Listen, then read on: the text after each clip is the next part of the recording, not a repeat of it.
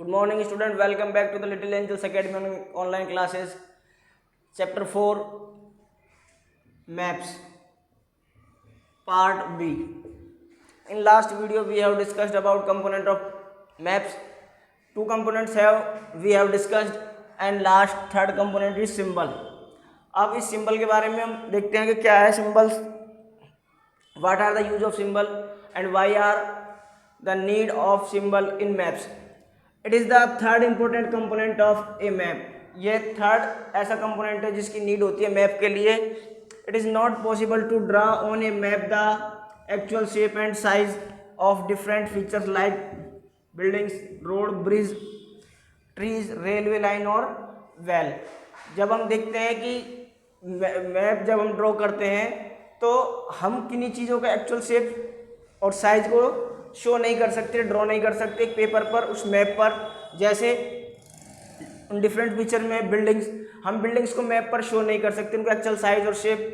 Roads को नहीं कर सकते, ब्रिज को नहीं कर सकते, ट्रीज को नहीं कर सकते, रेलवे लाइन और वेल को. तो इनके लिए हमें क्या होता है, इनके लिए वी नीड सम सिम्बल्स, यानी कि इनको एक्चुअल साइज और शेप तो हम इनको शो नहीं कर सकते, ना ही ड्रा कर सकते पेपर पर और मैप पर. तो हमें नीड होती है सिम्बल्स की. अब यूजिंग सर्टेन लाइंस, अब वो सिंबल किस फॉर्म में होते हैं, वो होते हैं some lines, letters, shades, colours and picture. इस तरीके से इनको हम सिंबल्स के रूप में यूज करते हैं. लाइंस को, लेटर्स को, शेड्स को, कलर्स को और पिक्चर्स को. ये सारे चीज़ जो है, ये सारी थिंग्स क्या किस यूज में आती हैं, सिंबल्स के रूप में. ये सिंबल्स दिखाते हैं हमें कि कौन सी चीज़ किसको शो कर रही है. मान लीजिए हम लाइन की बात करते हैं, हमने ये लाइन दे दिया है मैप में, तो जहाँ पर भी ये लाइन होगी उस सिंबल का काम करेगी. किसके लिए, मान लीजिए रेलवे लाइन का सिंबल हमने दे दिया है. ये दो पैरेलल लाइन हमने दे दी मैप्स में, तो ये लाइन्स किसके सिंबल के रूप में यूज काम करेंगी, रेलवे लाइन. ये रेलवे लाइन, इससे हमें बहुत सारी इंफॉर्मेशन प्रोवाइड हो सकती है उस मैप में. तो आगे समझ में कि थर्ड इंपॉर्टेंट कंपोनेंट जो मैप का होता है वो होता है symbol. It is not possible, ये पॉसिबल नहीं होता है कि एक्चुअल शेप और साइज हम इन फीचर्स की शो कर सकें, जैसे बिल्डिंग्स है, रोड्स है, ब्रिज है, रेलवे लाइन और वेल है. तो इनको शो करने के लिए हमें सम सिंबल्स चाहिए होते हैं. अब उन सिंबल्स के लिए हम किन किन चीज़ों को यूज़ करते हैं, लाइन्स है, लेटर्स है, शेड्स है, कलर्स है और पिक्चर्स है. जैसे हमने अभी बताया कि ये दो पैरेलल लाइंस को यदि हम मैप्स में बताते हैं और इसको बताते हैं कि इसको डिनोट कर रहे हैं ये रेलवे को, जहाँ पर भी ये दो लाइन्स होंगी मैप में तो इसका मतलब है कि यहाँ पर रेलवे लाइन है. तो मैप है वे universal language that can be understood by all. अब क्या होता है कि ये जो मैप्स है, अगर आप कहीं भी आउट ऑफ कंट्री या फिर ऐसे इस जगह पर फंस जाते हैं जहाँ पर आप उस लैंग्वेज को नहीं जानते जहाँ पर आप हैं, तो आप डायरेक्शन कैसे पूछोगे, आपको डायरेक्शन पूछनी है किसी से और आप उस लैंग्वेज को जानते नहीं हो, अननोन हो उस लैंग्वेज के बारे में, you don't know about the language, where are you, then फिर क्या होगा, फिर ये सिंबल्स जो है हमें हेल्प करते हैं. क्या करते हैं, सिंबल्स जो है हेल्प करते हैं. और ये सिंबल्स किस तरह से हेल्प करते हैं, ये जैसे मान लीजिए लाइन से, जैसे हमने कहा ये रेलवे लाइन, ये जो पैरेलल लाइन वो रेलवे लाइन को दिखाएगा. तो इस तरीके से उस मैप में हम क्या करते हैं, उन मैप के थ्रू हम वहाँ तक पहुँच सकते हैं बिना किसी बातचीत के, बिना किसी कन्वर्सेशन के. तो मैप्स है वे universal language that can be understood by all. तो इसलिए कि पूरे जो मैप्स हैं, पूरी वर्ल्ड के अंदर जो मैप्स हैं उनके लिए एक सर्टेन लैंग्वेज डिसाइड किया गया है, कंसिडर किया गया है. मैप्स है वे universal language that can be understood by all, के इस तरह की एक लैंग्वेज सिंबल्स की बनाई गई है जिसको कि सभी के द्वारा, अंडरस्टूड बाई ऑल, सभी के द्वारा समझा जाता है.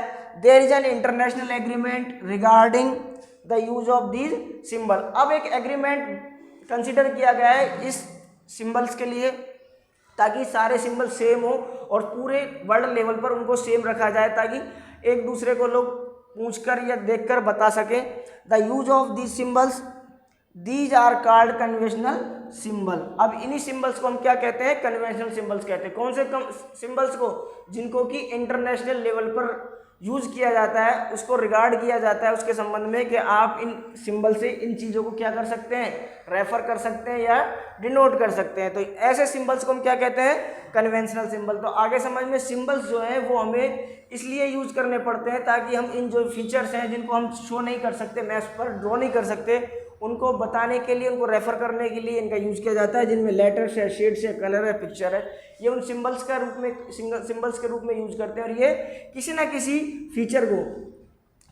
फीचर को क्या करते हैं, रिप्रेजेंट करते हैं ऑन ए मैप। और जब ये इंटरनेशनल लेवल पर एग्रीमेंट किया जा चुका है, एक लैंग्वेज बनाई गई है सिंबल्स की, जिसको कि पूरे सबके द्वारा अंडरस्टूड किया जाता है, and international agreement regarding the use of this symbol. और एक इंटरनेशनल एग्रीमेंट भी है कि इन्हीं सिंबल्स का आप यूज इन पर्टिकुलर फीचर्स के लिए किया जाएगा। तो उन्हीं सिंबल्स को हम क्या कहते हैं, कन्वेंशनल सिंबल कहते हैं।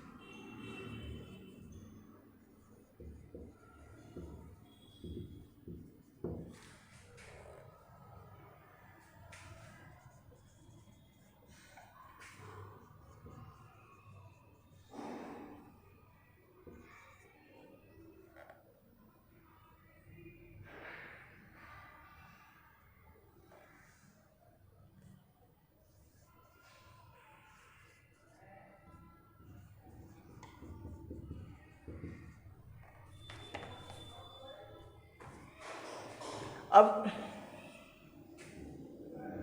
जैसा कि हमने बताया था कि एक इंटरनेशनल एग्रीमेंट किया गया है इनके यूज के रिगार्डिंग में। तो ये जो ब्लू कलर है, ये जो कलर्स आपको लिखे हुए दिखाई दिए ब्लू, वो हमेशा वाटर बॉडीज को रिप्रेजेंट करते हैं मैप पर। यानी कि जहाँ कहीं पर भी ब्लू कलर होगा वो दिखाएगा कि मैप में इस लोकेशन पर कौन क्या है, वाटर बॉडीज लाइक ओशियन, सी, रिवर्स, लेक्स वगैरह।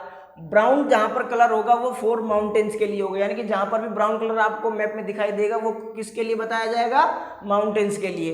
एंड येलो कलर प्लेट्यूज के लिए। जहाँ पर भी आपको येलो कलर मैप में शो होता है वहाँ पर ये समझ लीजिए कि आप प्लेट्यूज हैं, और जहाँ ग्रीन होगा वो समझ लीजिए प्लेन्स है। तो इस तरीके से इन कलर को विभिन्न वेरियस पर्पज के लिए यूज किया जाता है। ब्लू को वाटर बॉडीज के लिए, ब्राउन को माउंटेन्स के लिए, येलो को प्लेट्यूज के लिए, ग्रीन को प्लेन्स के लिए। तो ये कलर जो है इंटरनेशनल लेवल पर इनको क्या किया गया है, कंसीडर किया गया है इनके संबंध में। ठीक है, अब बात करते हैं नेक्स्ट।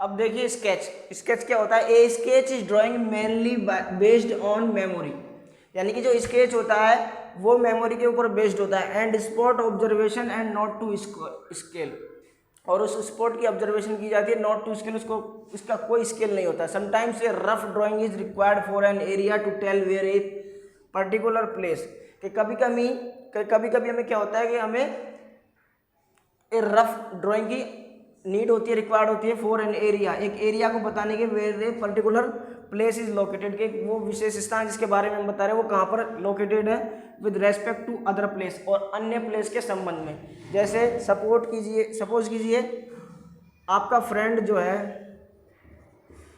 आपके घर आना चाहता है,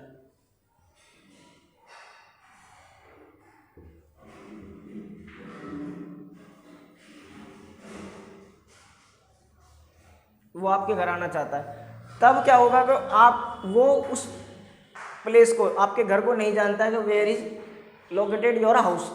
देन अब आप क्या करोगे, आप उसको अपनी मेमोरी के आधार पर, जो आपकी मेमोरी है कि आप जहाँ से आते हो जहाँ से जाते हो, तो आप उसको एक रफ ड्राइंग क्रिएट करके दोगे कि आपको पहले यहाँ से आना है, फिर इस सर्कल से आपको ऐसे घूमना है, फिर यहाँ आना है, फिर यहाँ पर एक ट्री होगा, बेनियन ट्री होगा, फिर आपको लेफ्ट चलना है, फिर राइट चलना है, इस तरीके से, फिर ये सारी चीज़ें होंगी, फिर यहाँ पर एक स्कूल होगा या फिर टेम्पल होगा।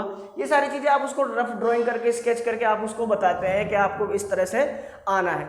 तब क्या होता है कि ये सारी चीज़ें जो स्केच होती हैं वो एक रफ ड्राइंग होती है और एक बताती है उस पर्टिकुलर प्लेस को, उस लोकेशन को, कि वो कहाँ पर सिचुएटेड है respective to other place. Respect other places का मतलब है जो उसके संबंध में आसपास में, जो उस बीच में, उस ड्यूरेशन में जो आने वाले जो प्लेसेस हैं उनमें, जैसे यहाँ पर ये सर्किल आया, यहाँ पर ये टेम्पल आया, यहाँ स्कूल आया, ये पेड़ आया, तो आप उन प्लेसेस के रेस्पेक्ट में उस प्लेस को बताओगे किस तरीके से, स्केच के थ्रू बताओगे। किसके थ्रू बताओगे? स्केच के थ्रू। इसको स्केच में कोई स्केल को यूज नहीं किया जाता है, इसमें केवल मेमोरी आपको यूज करनी है, जो आपकी मेमोरी पे आधारित है। आप उससे यूज करके आप अन्य प्लेसेस को बता करके उस पर्टिकुलर प्लेस को बताओगे वेयर इज लोकेटेड। तो ये हो गया स्केच। अब बात करते हैं हम प्लान की।